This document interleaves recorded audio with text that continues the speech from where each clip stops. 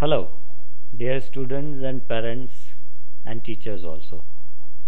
I congratulate you that you have believed in us and filled up your form to appear for the MOM examinations. What is the aim of this MOM examination? Now you and a team in MKF are together. Let's keep some good goal in front of us. We are in the 21st century. We are in the knowledge world. We are in the e-connected world. We will keep our goal in a world scenario. We will train ourselves in comparison with the global student. We will break the boundaries of the school, city, state and nation. We will train ourselves with international quality.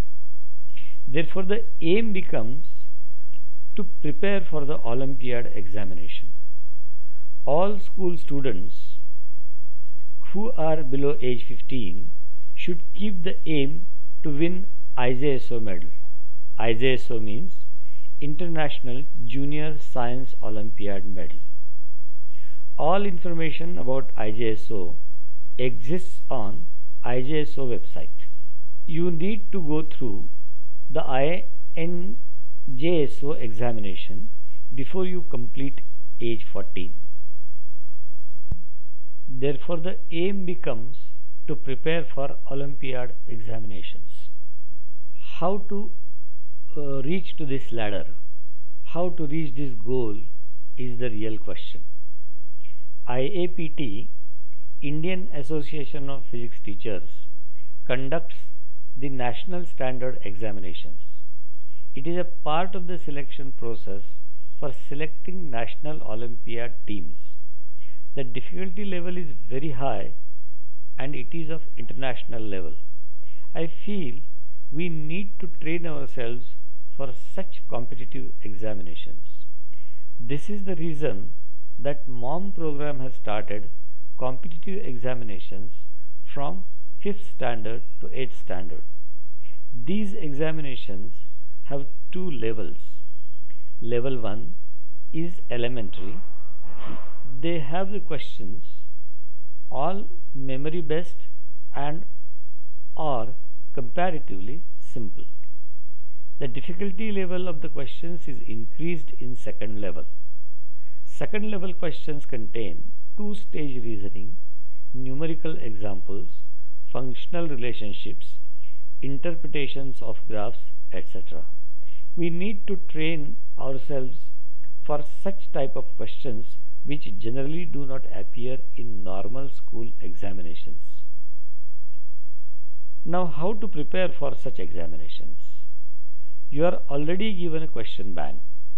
The first level questions are comparatively simple. Each question has 4 alternatives. Point 1. The student should be helped to understand the question in steps.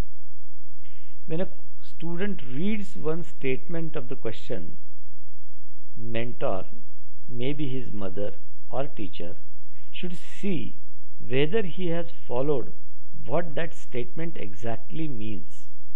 He should exactly know what he has to answer. There should be no confusion about the meaning of the question. You have to take such pains only initially for first few questions. Then this becomes the habit of the student. He will only answer those questions which he understands exactly.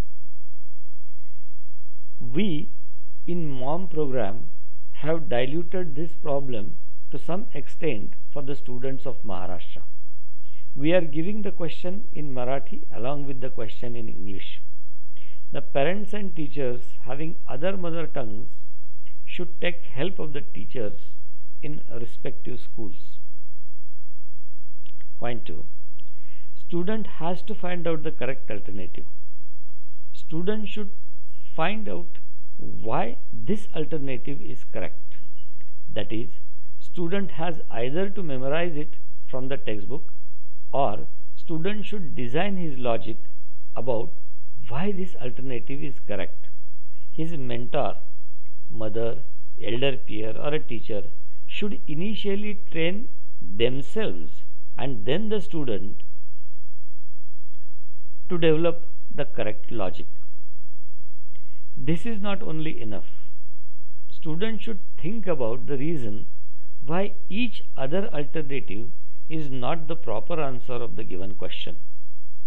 If the student has followed the concept well, he can give the reasoning well. Conversely, when he thinks about wrong alternatives, his concept becomes more and more clear. The questions in the question bank do not appear normally in the paper, at least in second and third level. Hence, all concepts related to the topic should be discussed with the student. All this should be done as far as unknowingly. If you say any student, let us study, the natural reaction of the student is not now. If a student sees his parent or teacher studying, solving problems around him, the students get inspired for doing the problems. Sometimes the method of teasing softly helps a lot. Parents and teachers should remember one thing as a thumb rule. There is no any learning by any kind of compulsion. A student may do the homework or memorize something by compulsion, but it is hard to believe that he learns by doing any compulsion. Let me discuss how difficulty level of one question can be increased. Here are some examples. Let me discuss first the example in physics. The question design for level 1 is: the boiling point of water is, the alternatives are 90, 95, 100 and 105. For level 2, the question is: the boiling point of water at Wardha or Jalgaon or Kolhapur is, alternatives are 97, 99.1, 100, 100.2. And for level 3, the question becomes: the boiling point of water depends on A. height of the place from the sea level and vapor pressure, B. height of the place, relative vapor pressure and purity of water, C. height of the place, saturated vapor pressure and purity of water, and D. height of the place and purity of water. Let me clarify this for those who need it. Level 1. It is straight memory based. It is mentioned in almost all textbooks that boiling point of water is 100 degrees Celsius. Many textbooks mention that boiling point of water at sea level is 100 degrees Celsius. Now level 2 is understanding the relationship between two concepts. To answer, the student must know that the boiling point of water decreases with increase of height. All cities, Wardha, Jalgaon, Kolhapur, are above sea level. Cities at sea level like Mumbai, Alibag, Malvan should be carefully excluded from the question. Now, out of this, one must know that decrease in temperature is because of decrease in pressure. The relation which is related is on the logarithmic scale. Out of the two alternatives A and B, now alternative B is correct. This is because the boiling point of water decreases quite slowly. Boiling point of water decreases by 1 degree for the first 3000 meters. Hence, the answer 99.1 degree Celsius is more relevant than 97. Hence the answer is B. In first level, we have memorized the answer. In second level, we have seen that boiling point is affected by the height. In third level, a student must know the process of boiling. Boiling is equalizing the vapor pressure of the liquid at that height, at that pressure, with the atmospheric pressure. This is actually the relative vapor pressure. So, boiling point depends upon height, relative vapor pressure, and the third component that affects the boiling point is purity of the water. Actually, impurity elevates the boiling point. Therefore, purity of the water becomes important. Hence, the answer is B. Let me deal one question in chemistry. It is based on periodic table. For level 1, the question is, who stated the periodic law for the first time? Alternatives are Daubernier, Moseley, Mendeleev and Newlands. For level 2, the question becomes, why did it become necessary to modify the periodic law? Alternatives are, the properties of the elements did not change regularly. Metals were more in number than non-metals. C. Atomic weight of the element was variable property. D. Chemical properties of the elements were decided by number of electrons. For level 3, the question becomes, which of the following is a periodic property? A. The metallic luster. B. Metallic character. C. Color of the element. D. Ductility of the metal. Let me clarify these points again. Level 1, it is straightway memory based question. It is mentioned in almost all textbooks that Mendeleev for the first time stated the periodic law. The law states that properties of the elements and their compounds are periodic functions of atomic weight. Now level 2 question. This is not memory based. Students should understand properly the meaning of each answer. Properties like melting point, boiling point, ionization energy, etc. of the elements do change regularly. So, answer A is wrong. Metals are more in number than non-metals. This is a fact, but it has nothing to do with periodic law. So, answer B is not correct. Chemical properties of the elements are decided by the number of electrons in an atom. This is also true, but this has to do nothing with the periodic law again. So the answer D is not correct. Atomic weight of an element is a variable property. That is, two atoms of the same element can have two different atomic weights. In such case, we have to place a given element at two different places, but this is impossible. Every element has to occupy one and only one place in the periodic table. So, the basis of the periodic table, that is the atomic weight, was wrong. It had to be changed. It had to be replaced by some such property of an element which is not a variable, and at the same time it is a characteristic property of the element. Such property is atomic number. So, the periodic law was modified and the word atomic weight was replaced by the word atomic number. Hence, the answer C is correct. In level 3, students should know the meaning of the term periodic. The property which changes gradually and regularly with change in atomic number is called as a periodic property.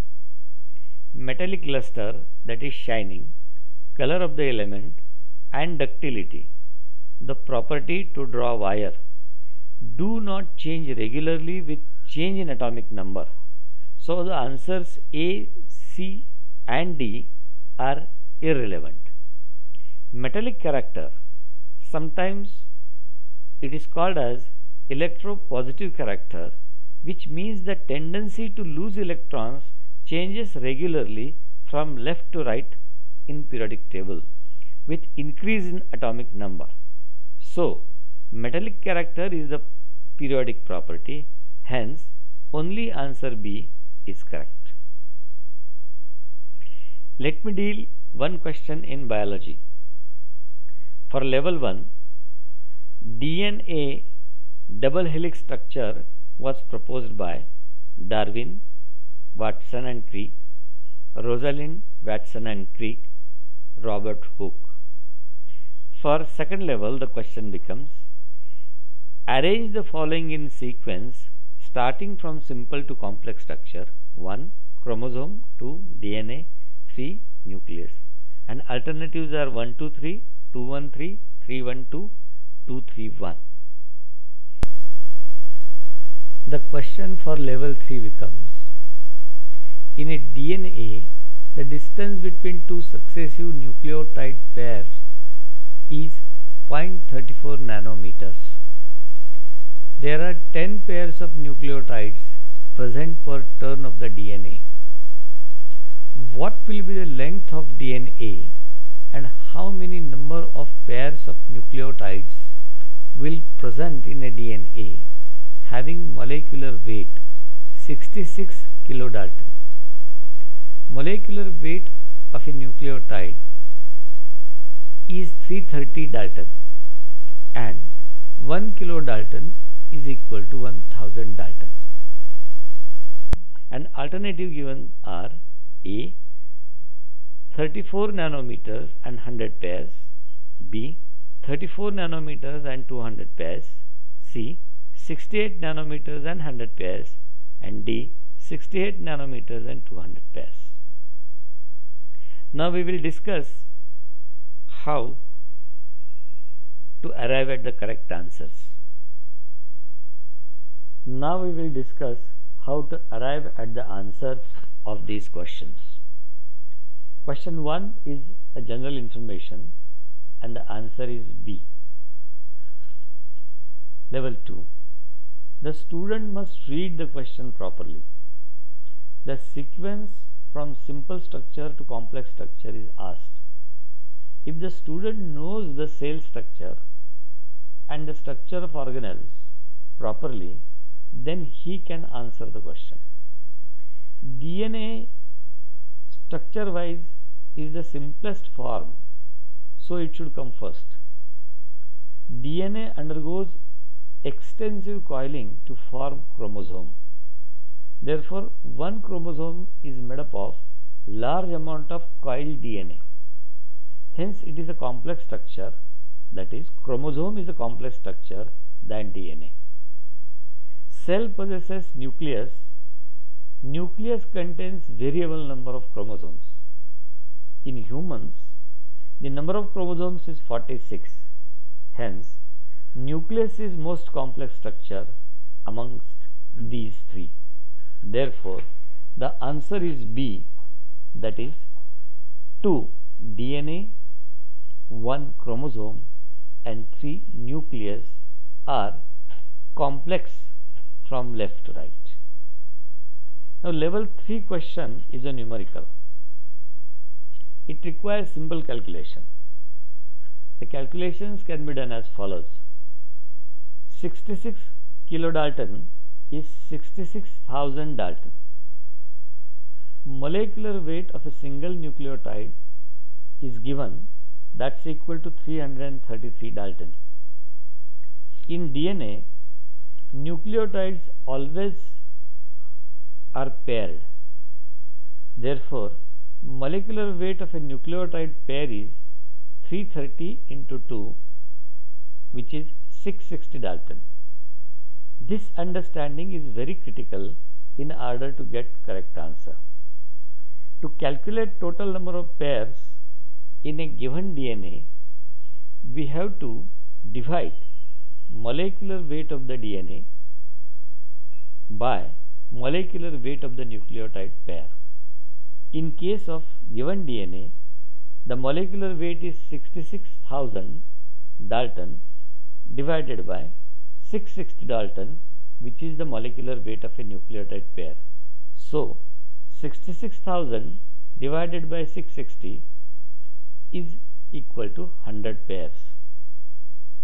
In one turn, 10 nucleotide pairs are present. This is a given information. Hence, 100 pairs will form 10 turns. It is given that the distance between each pair is 0.34 nanometer. Hence, the length of a single turn will be 0.34 nanometer into 10, that is 3.4 nanometer. And we have such 10 turns in a given DNA. Therefore, 3.4 nanometers multiplied by 10 becomes 34 nm. And therefore, if the given option A contains 34 nm length and 100 pairs of nucleotides is the correct option. I have discussed these questions to give you the feel of increasing difficulty level. Each question in the question bank can be developed this way in the difficulty level, and you can understand the concepts better and better by increasing the depth of the question as discussed above. You have to use your imagination how this question will raise the level and prepare yourself for tougher and tougher examinations. Finally, I want to add one point. You as a student are not ordinary. Parents should remember your child is really a good student. Are we giving him real atmosphere for learning and real challenges for thinking? How can one become extraordinary? By doing ordinary things in textbooks. You should subject yourself for tougher and tougher things. I am sure success has no alternative but to follow you. Success must be a byproduct of learning process of an individual. Best of luck.